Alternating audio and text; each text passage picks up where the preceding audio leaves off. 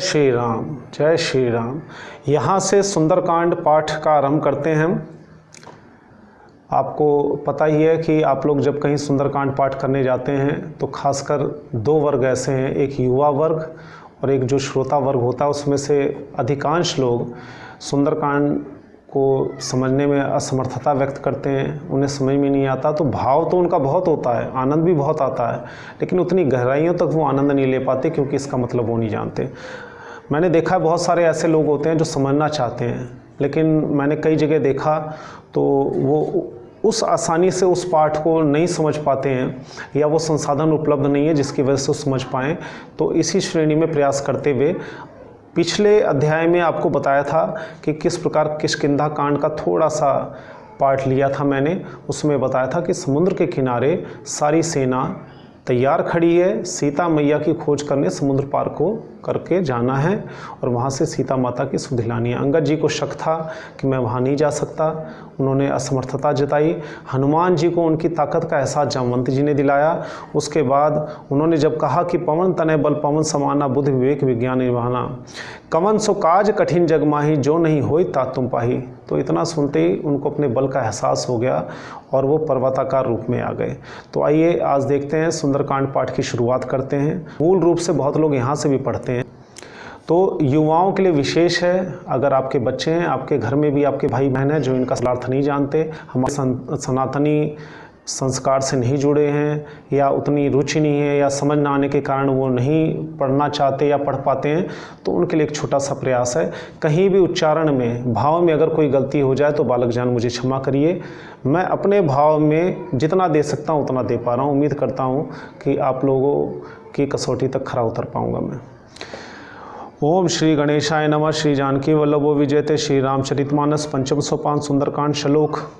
शांतम शाश्वतम प्रमेय मनघम निर्वाण शांति प्रदम ब्रह्मा शंभु फणेन्द्र सेव्य मनीषम वेदांत वेदम विभुम रामाख्यम जगदीश्वरम सुरगुरुम माया मनुष्यम हरिम वंदेह करुणाकरम रघुवरम भूपाल चूड़ामणिम।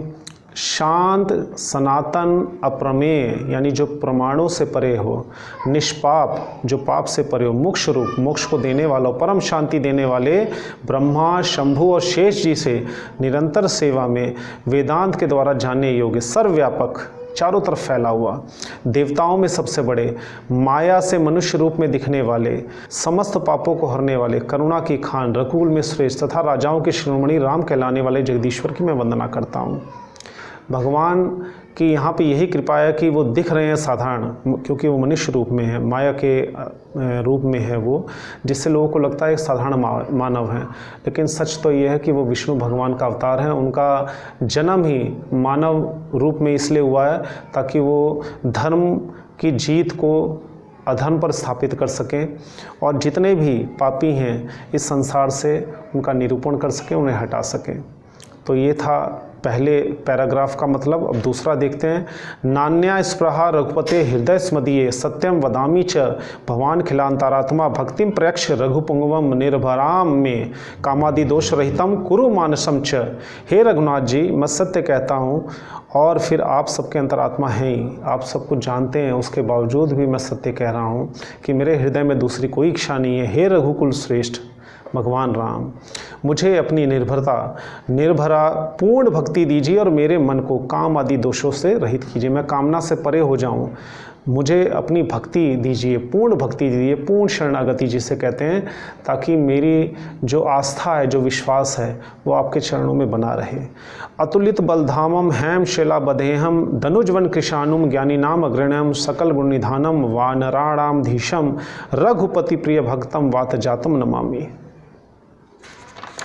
इसका अर्थ यह हुआ, अतुल बल के धाम, परम बल के धाम, सोने के पर्वत सुमेरु की संज्ञा दी गई के समान कांति युक्त सोने की तरह चमकने वाले शरीर वाले दैत्य रूपी वन को विध्वंस करने के लिए अग्नि रूप ज्ञानियों में सबसे आगे अग्रगण्य संपूर्ण गुणों के निधान वानरों के स्वामी श्री रघुनाथ जी के प्रिय भक्त पवन पुत्र श्री हनुमान जी को मैं प्रणाम करता हूँ।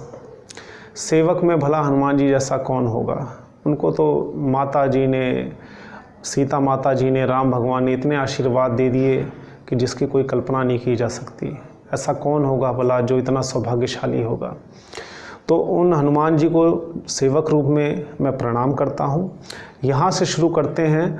अब हनुमान जी की यात्रा यहाँ से शुरू होने जा रही है।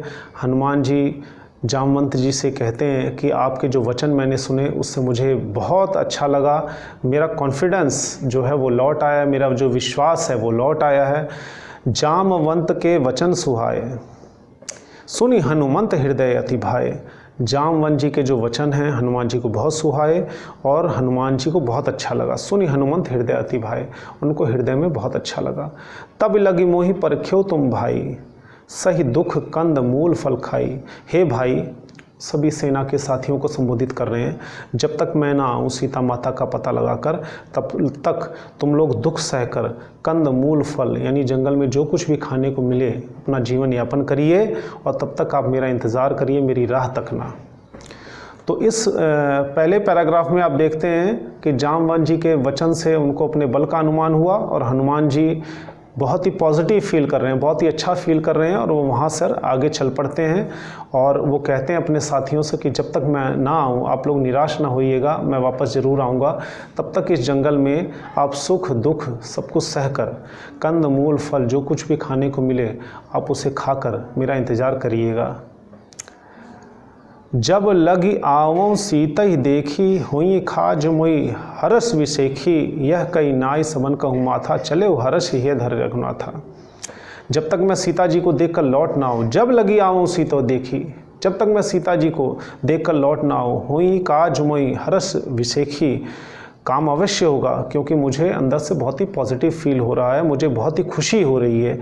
ये कहकर यह कही नाय समन कहूँ माथा, इतना कहते ही सबके माथा नवाकर यानी प्रणाम करके चले हर्षि खुश होकर ही अधरी रघुनाथा। हनुमान जी अपने दिल में भगवान को धारण करके उनको याद करके जो है इतना कह के चल पड़े, क्योंकि उनका जो मेन टारगेट था, जो लक्ष्य था वो क्या था, माता का पता लगाना। तो उन्होंने कहा कि जब लगी आवों सीता देखी, जब तक मैं सीता माता जी को देखकर उनका हालचाल लेके उनके हालचाल आपको ना बता दूं, उनका कुशल क्षेम आप लोगों को ना बता दूं, तब तक मुझे चैन नहीं मिलेगा। और ये इतनी अच्छी खबर है, ये सेवा का सौभाग्य मुझे मिला है कि मेरे अंदर बहुत अच्छा महसूस हो रहा है, मुझे बड़ी खुशी महसूस हो रही है अंदर ही अंदर। ये कहकर सबको प्रणाम करते और चले जाते हैं। तो इसके आगे का मैं आपको अगले वीडियो में बताऊंगा। तब तक मैं उम्मीद करता हूँ कि जो मेरे उच्चारण, जो मेरी भावना या शब्दों की जो भी कमी हो, कहीं से कोई भी कमी नज़र आई हो तो कृपया करके बालक समान जानकर मुझे क्षमा करें। मैं अपना प्रयास अवश्य दे रहा हूँ। बीच में कुछ इंग्लिश के और हिंदी के शब्द भी हैं, वो भी आप उसी भाव में लीजिए जिससे आपको समझ में आ जाए। बहुत बहुत धन्यवाद। मिलते हैं अगले वीडियो में। तब तक इस वीडियो को हर उस आदमी तक शेयर कीजिए जिनको सुंदरकांड का अर्थ पूरी तरह समझ में नहीं आता, या जो रुचि नहीं रखते या शिकायत रखते हैं कि हमें समझ में नहीं आता, भाव तो बहुत है, समझना तो बहुत चाहते हैं। तो इसी प्रयास को मैं निरंतर आगे बढ़ाने का प्रयास कर रहा हूँ। बहुत बहुत धन्यवाद। जय श्री राम, जय श्री राम।